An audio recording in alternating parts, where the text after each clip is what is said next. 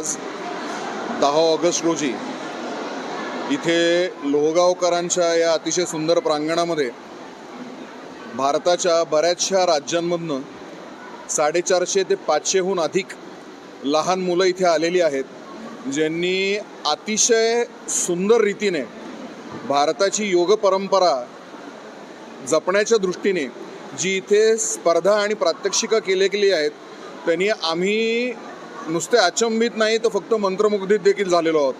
त्याच पद्धतीने आज ह्या चिमुकल्यांनी इथे मर्दानी खेळांचं जे प्रदर्शन इथे केलेलं आहे, त्यांनी कुठेतरी आपल्या देशामध्ये झाशीच्या राणी अहिल्याबाई होळकर, बाजीप्रभू देशपांडे, पृथ्वीराजजी चौहान या सगळ्या नरवीरांची किंवा वीरांगनांची कुठेही कमतरता नाही.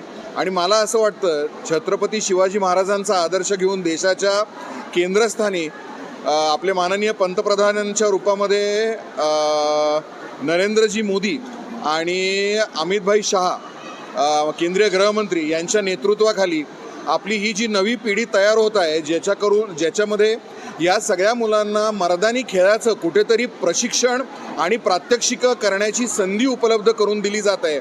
आणि तापकीर दादांच्या या फाउंडेशन अंतर्गत हे जे प्रात्यक्षिकांचं स्पर्धेचं आयोजन केलेलं आहे, ती कुठेतरी ह्या सगळ्या मुलांच्या ह्या प्रयत्नाच्या पाठीवर एक थाप अशा हिशोबाने जरी असली तरी देशाचं भवितव्य अशा फाउंडेशनच्या, अशा नेतृत्वाच्या भक्कम हातामध्ये आहे असं कुठेतरी मला वाटतं. आणि भारताला आतंकवादाचं जे लागलेलं ग्रहण होतं ते कुठेतरी केंद्र सरकारमध्ये असलेल्या नेतृत्वाच्या आशीर्वादामध्ये आणि त्यांच्या संरक्षणामध्ये मला असं वाटतं हिंदू आणि हिंदुस्थान आपल्याला जे आतंकवादाचं ग्रहण लागलेलं आहे ते पुसण्यामध्ये आमचा एक खारीचा वाटा आहे. याच्याबद्दल मला सांगायला अतिशय आनंद होतो की हा जो मालेगाव बॉम्बलास्टचा खोटा खटला आहे, ज्याच्यामध्ये पूजनीय साध्वी प्रज्ञासिंग ठाकूर असतील, आपले वीर सेनानी कर्नल प्रसाद पुरोहित असतील, मेजर उपाध्याय असतील किंवा अजून जगद्गुरू शंकराचार्य असतील, यांना सगळ्यांना खोट्या पद्धतीने गोवण्याचा जो व्यभिचारी प्रयत्न तत्कालीन काँग्रेस सरकारच्या काही नेत्यांकडून अल्पसंख्याक तुष्टीकरणासाठी जो करण्यात आला त्याचा निषेध तर निश्चित आहेच आहे.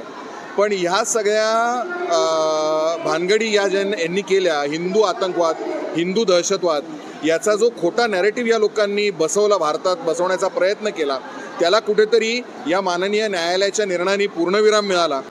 नमस्कार, मी निलेश पुरुषोत्तम तापकीर. आज दिनांक 10 ऑगस्ट या दिवशी माझ्या फाउंडेशनच्या तर्फे मर्दानी खेळ तसेच योग स्पर्धा आयोजित केली होती. यासाठी ॲडव्होकेट रणजितजी सांगळे, त्याचबरोबर उद्योजक वेदप्रकाशजी शर्मा तसेच जगदीशजी मुळीक जे माजी आमदार व माजी शहराध्यक्ष होते यांची उपस्थिती लाभली आणि भरपूर उत्साह इथं स्पर्धकांमध्ये आहे.